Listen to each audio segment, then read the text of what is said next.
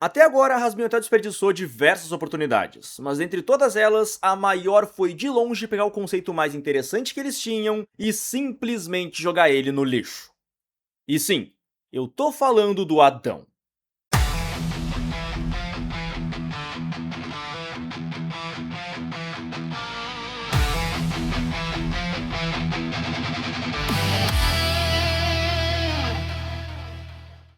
O pessoal que acompanha as minhas lives já deve ter noção do que eu penso de Rasminhotel após a segunda temporada. Mas pra quem não acompanha, saibam que a série conseguiu se complicar cada vez mais. Porque, mesmo tendo pontos positivos, ela conseguiu cair ainda mais em qualidade quando o assunto foi desenvolver certos pontos da trama. Isso pra não falar de pontos de roteiro que simplesmente não levaram a lugar nenhum, como uma trama de vingança da Lute que simplesmente não levou a nada e fez de Gravity um gigantesco clickbait nessa temporada. Sério, pra quê?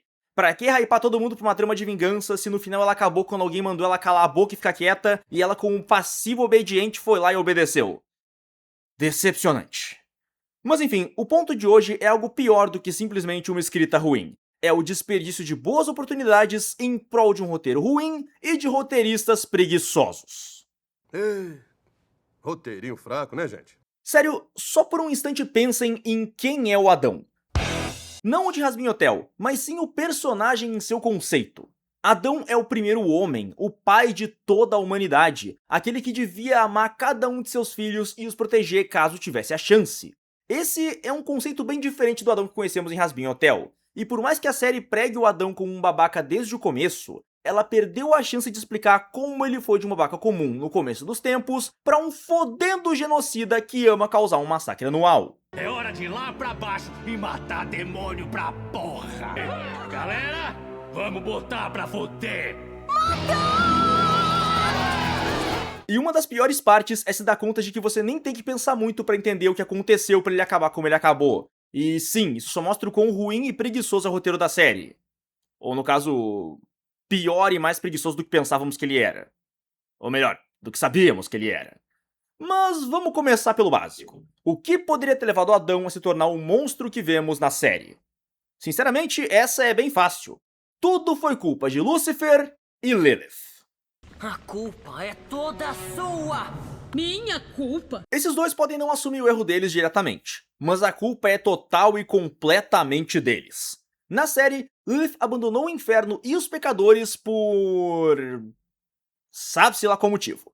E o Lúcifer simplesmente diz que eles são falhos e que fizeram um mau uso do livre-arbítrio. Só que nisso, ele convenientemente esquece de mencionar que tudo que aconteceu de ruim com a humanidade e com a Terra foi culpa dele e da sua esposa. Não à toa ele é o pecado do orgulho, né? Ele até hoje não admitiu que ele é a causa de tudo que deu errado na criação. E pra quem não tá lembrado, vamos ver a fala original da Charlie no começo da série. But this gift came with a curse. For with this single act of disobedience, evil finally found its way into Earth. With it, a new realm of darkness and sin. Através do ato de desobediência do Lúcifer, o mal encontrou seu caminho até o mundo que os anjos haviam criado. Ou seja, foi o ato deles que permitiu a chegada do mal, do pecado e do próprio inferno. Se não fosse por eles, as almas humanas iriam apenas para o paraíso uma vez que morressem, já que não existia o inferno e muito menos um motivo para irem para lá. Mas uma vez que a maçã foi entregue para Eva, tudo descarrilou e começou a ir de mal a pior.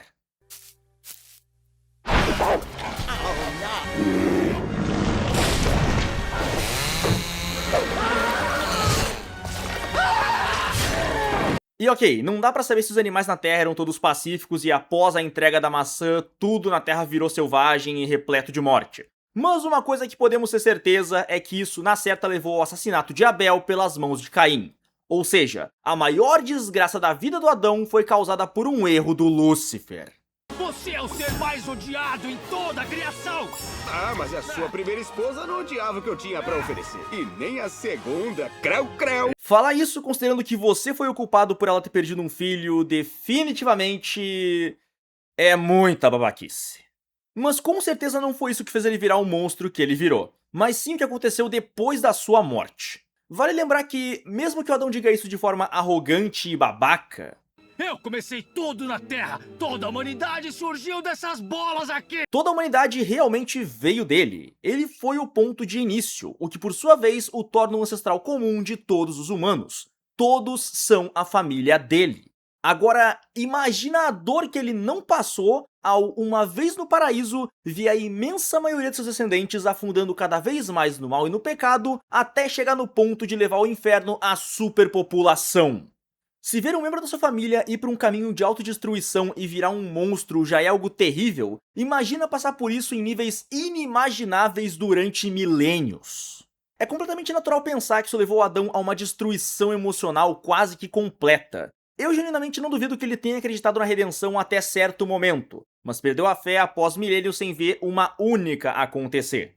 E então, vendo que era só questão de tempo até um pecador achar que merecia mais e decidir, não sei, atacar diretamente o paraíso, ele sugeriu os extermínios e decidiu resolver o problema e aliviar toda a raiva que sentia com as próprias mãos. E agora ele quer me estrangular com as próprias mãos. Tomara que não estejam sujas. A série deixar de explorar o passado do Adão, pelo menos pra mim, não foi só preguiça, foi um gigantesco erro.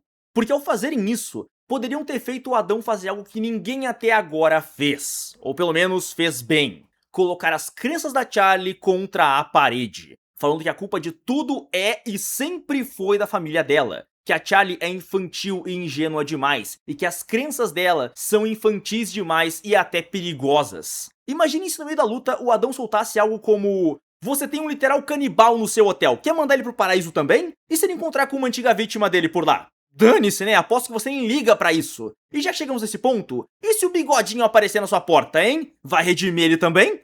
Você acha Que eu posso ser redimido?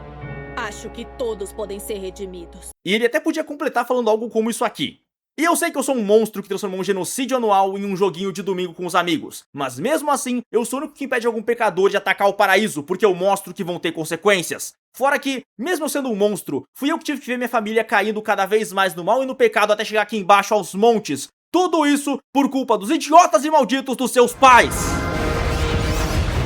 E mais uma prova de como roteiristas e roteiro da série são preguiçosos e desperdiçam o potencial de personagens poderosos é justamente a morte do Adão. Porque logo após a morte dele, pasmem, a primeira redenção acontece.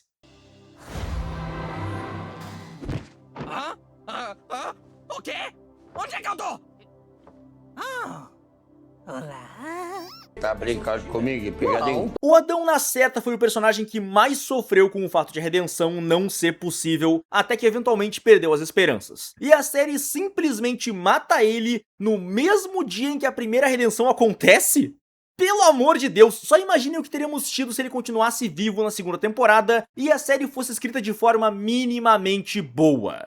É impossível. Teríamos ele tendo uma crise, questionando suas crenças e ações passadas, ele completamente perdido sem saber o que fazer, cantando sobre aquilo que passou e sobre agora ver esperança para os seus filhos que se perderam, buscando conselhos com a voz de Deus e com o Pentious, assim como a Sarah fez, e muito possivelmente poderíamos até ter visto ele ajudando a levantar o escudo na música Hear My Hope, em vez dos Vs que... Por tudo aquilo que é mais sagrado, alguém me fale que depois de tudo que eles fizeram, ela não vai deixá-los simplesmente sair impunes só por ajudarem querendo sair vivos. De algum modo, apesar de tudo que o Vox fez, os outros Vs deram a volta por cima. Acho que, eu salvei todo mundo, né? Mas enfim, ainda tenho que aprender a desapegar. Roteirista filho de uma longa sessão de terapia depois. Sinceramente, pensar em tudo isso não é só decepcionante, é triste, é muita oportunidade desperdiçada. A série tem como principal objetivo da protagonista a redenção. Então, quão foda seria se ao longo de todo o restante da série, o Adão buscasse ser melhor não para que o divino o perdoasse, mas sim para que os descendentes dele o perdoassem pelo que ele fez com eles enquanto estavam no inferno. Se a redenção mais importante da série não fosse pelas mãos do divino, mas sim pela família do homem que mais sofreu no seu pós-vida. Dessa forma, a série abordaria não só o perdão dos condenados, mas também o perdão daqueles que estão no paraíso, mostrando que a redenção pode vir para ambos. Definitivamente seria muito melhor do que um plot que não vai a lugar nenhum e personagens sendo transformados em idiotas por conveniência de roteiro. Mas enfim, pessoal, por hoje é isso. O que acharam? Tô certo? Tô errado? Exagerei? Deixe nos comentários e bora ver no que dá. Eu sou o Dust e até o próximo vídeo.